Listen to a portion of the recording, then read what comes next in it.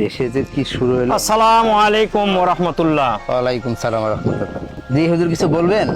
আপনারা জানেন দেশে একটা নব্য ফিতনা বের হয়েছে, কুফরি সংগঠন হিজবুত তৌহিদ। এদের কথা শুনলে, এদের বক্তব্য দেখলে, এদের বই পড়লে আপনার ঈমান চলে যাবে। এদের থেকে সতর্ক এবং সাবধান করার জন্য আমরা এসেছি।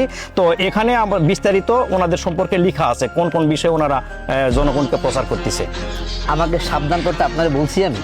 হ্যাঁ, এটা তো আমাদের ঈমানি দায়িত্ব। আরে আপনার ঈমান লইয়া আপনি থাকেন, আমার ঈমান লইয়া আপনার তো টেনশন কিসের?